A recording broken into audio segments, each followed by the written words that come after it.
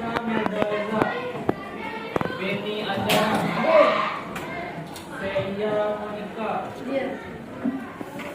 Cynthia Neila Ramanza, Elansia, Elinsia, Akil Septian, Intan Citra Lestari, Juwita Sari, Muhammad Taufik, Nur Silvi Amani, Olivia Safifa, Rahmat Wafik Al-Khalid, Randy Arya, Zakia Dica Amelia, Zena Amora,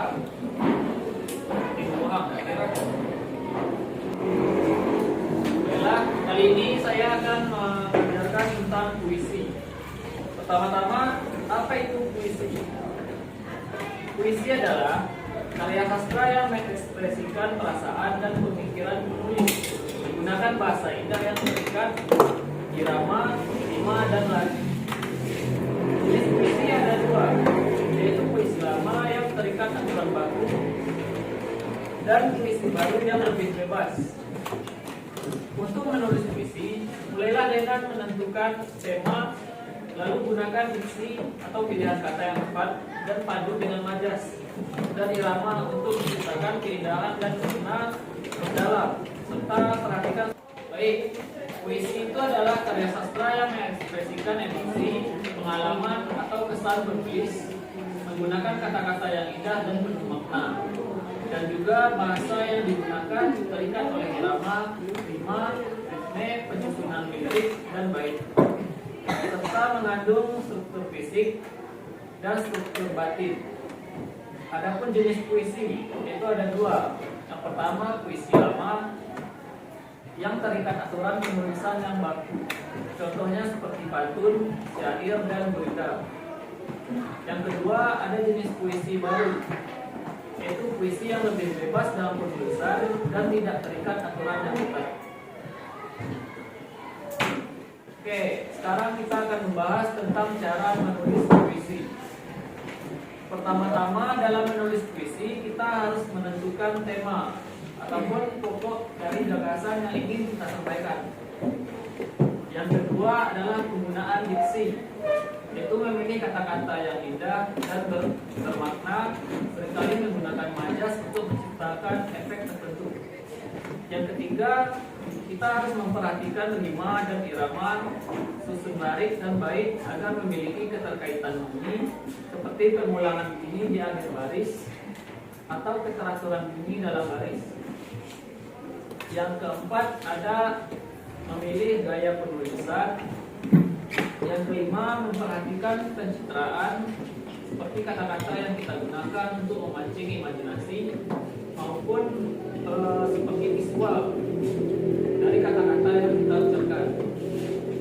Yang keenam, ada susun menjadi bait agar kata-kata yang sudah dipilih ke dalam baris itu dapat diperhatikan tata letak dan tipografi agar terlihat menarik secara visual. Ketujuh, atau yang terakhir, yaitu memeriksa struktur batin dari puisi yang kita buat. Baiklah, kali ini kita akan membahas tentang pengertian pantun. Sebelumnya, apakah ada yang sudah tahu apa itu pantun? Belum ya?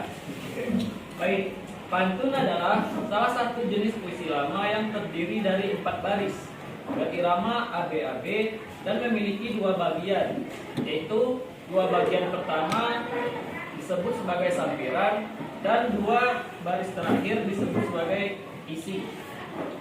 Pantun juga digunakan untuk menyampaikan pesan, nasihat, ataupun perasaan dengan bahasa yang indah dan berirama. Baik, seperti yang sudah saya sebutkan, dengan adanya ciri-ciri pantun tersebut, yaitu terdiri dari 4 baris, yang tiap barisnya biasanya terdapat 8 hingga 12 suku kata. Berikut ada 7 jenis dari pantun. Apakah ada yang tahu? Tidak juga ya? Oke. Bila di sini akan saya sebutkan secara singkat, yaitu ada 7 jenis pantun. Yang pertama adalah pantun nasihat. kedua pantun jenaka, ketiga pantun cinta, keempat pantun agama, kelima pantun adat, keenam pantun pendidikan, dan yang terakhir adalah pantun teka-teki. Untuk pelajaran hari ini, saya ingin kerja kelompok. Kita akan membuat 4 kelompok masing-masing, dan tiap kelompoknya akan membuatkan satu jenis pantun yang akan saya berikan tugas. Lah, halo nih kelompoknya. Oke, terus sekarang masing-masing kelompok harap tentukan ketua kelompoknya. Oke. Ya. Oke, dan tolong jangan ribut ya.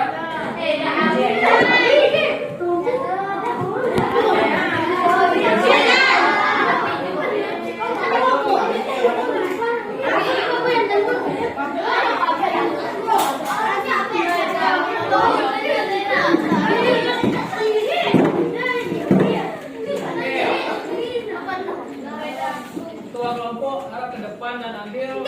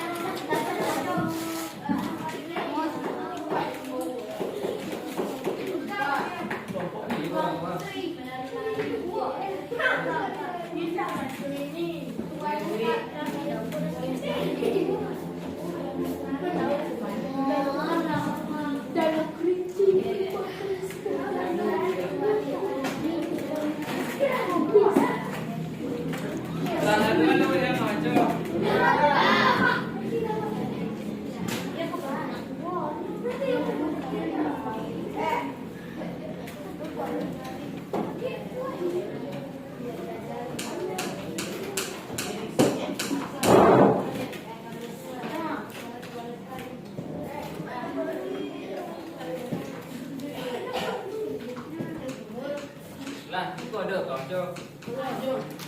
Apa nih? Apa nih?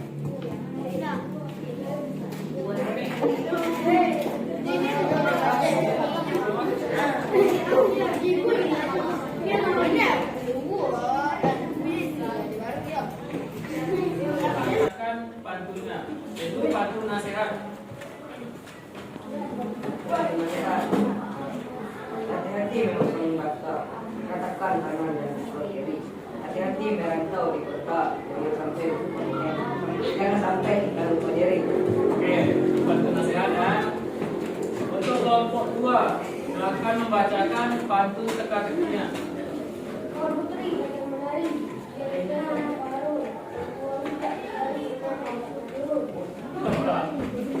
Oke, sekarang untuk kelompok 3, yaitu pantun agama. Tidak benar kepada Tuhan, tidak semulia dengan kuasa ayat Tuhan kepada Tuhan, tidak semulia kepada Yang Esa.